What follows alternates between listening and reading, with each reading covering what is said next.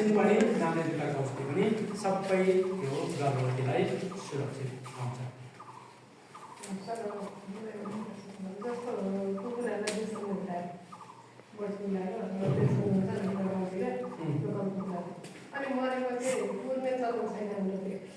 यसो खोला खुसी गराएर लगाएर खान्छ त्यसले कतिको असर गर्छ पछि गएर अनि त्यो छिमेका पनि छ त्यसरी मर्छ अनि त्यही नाता गरेर मलाई सब फेरि तलहरू पुरा बाँच्ने पनि हुन्छ त्यसको त्यसैले त पाल्न बस्नु भएको त भनेको त्यसैले त कुखुरा सत्का लाग्ने बित्तिकै खानु भएन, खुवाउनु भएन, खानु भएन, त्यो खाडो खनेर सुरक्षित खाडो खाएर पुर्नु पर्यो। मरेको त नमरेको त गाउँमा अस्ति बर्ड फ्लू आएछ भन्दैछु त वरिपरि कति मिटरको चाहिँ 500 मिटरको सबै कुखुराहरू लगेर खाडीमा हालेर ती लगेर पुरेर माथिबाट चुना हालेर छोपेर लग्यो भने त्यो त बिरामी भएको अनि त्यो पनि मरेको तपाईले अन्त खान त पाउँदैन त्यो त मुद्दा लाग्छ।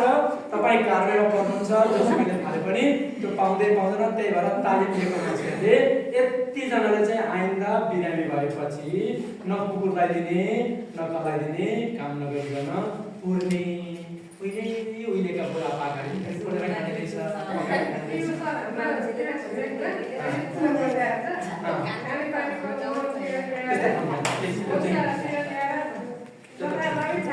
त्यो त नगद त्यो चाहिँ जनप्रतिनिधि हजुरहरूले बुझेको मान्छेले भन्नु पर्यो।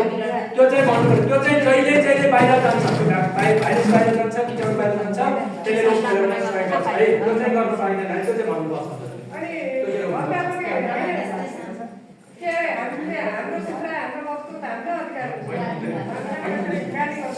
हुँदैन अघि त्यो भने त अघि त्यो बर्ड फ्लू फैलेको वरिपरि मान्छेले मेरो अधिकार हो भन्यो भने पाउँदैन त। कहाँ त्यति मात्र मेरो छोराछोरी स्कुल पठाउँदैन भन्दाखेरि आमालाई पक्रिन्छ अहिले बाउलाई पक्रिन्छ कहाँ त्यो पशु मालिक हो नि होइन थाहा छ नि त्यति कुरा। त्यसैले यस्तो कुराहरू त सरकारको कुरा अरूलाई नोक्सान पाउनै पाइँदैन। यो चाहिँ हजुरहरूले र अरूलाई थाले पनि हजुरहरूले तालिम दिएको मान्छेले त्यसले नै हो रोग फैलाउने विधि त्यही हो। हावा हो, पानी हो, मात्र हो।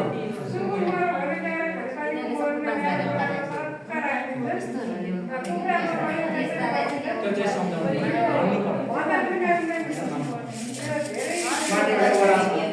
जनप्रतिनिधि छ, कानुन छ, त्यो चाहिँ हामी बिच छौँ। हामीले भन्नु पर्यो चाहिँ किन भन्दा त्यसले रोग फैलाउँछ न त लान्छ एकदम ठुलो रोग फैलाउँछ है।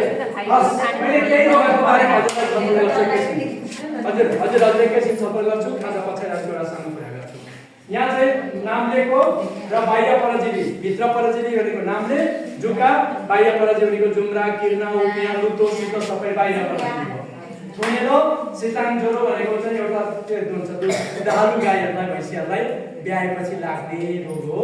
अर्को फरेद छ, रेबी छ, चलचले छ, भ्याकुले छ। यो सबैको कुरा गर्दिन। फरेदको करिब कुरा सिधिसक्यो। म धेरै कुरा गरेर मान्छेलाई सक्दैन। अलिअलि मान्छेको त्यो साह्रै रियालहरू सर्यो भने घाउसम्म भएको चाहिँ अनुभव छ। अनि रेबी जो सबभन्दा डरलाग्दो किनकि मान्छे फेरि बाँच्दैन मतलब मर्छ नि त। त्यसको औषधि छैन क्या।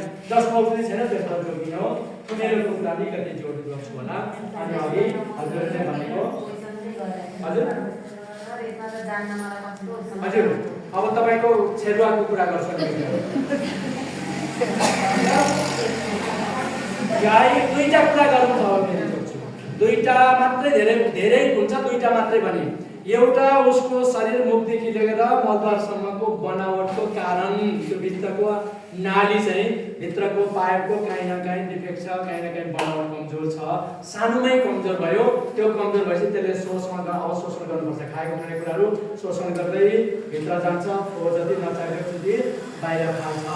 तर त्यो आन्द्राको त्यो मुखदेखि लगेर मलद्वारसम्मको जुन पाला भित्ता वाला छ त्यहाँ काहीँ कमजोरी छ भने त्यसले त्यो शोषण गर्न सक्दैन। फलफुल जस्तो खायो त्यस्तै हुइक्याउँछ भनेको। त्यसको सबभन्दा बढी चाहिँ मृगौलाको समस्या हो। चाहिँ पेसाबको पानीको जोडलाई चाहिँ मृगौला सोच्नु पर्ने हो। मृगौला उसको कामले छैन। अनि अर्को चाहिँ पेटको वालाहरू भित्ताहरू किनकि त्यो भित्ताहरू चाहिँ कमजोरी छ। काहीँ न काहीँ ग्यास्ट्रिक छ या काहीँलाई पनि ग्यास्ट्रिक हुन्छ, भैँसा पनि हुन्छ। त्यो भित्तामा घाउ छ, अल्सर छ, केही छ त्यस्तो हुनसक्छ।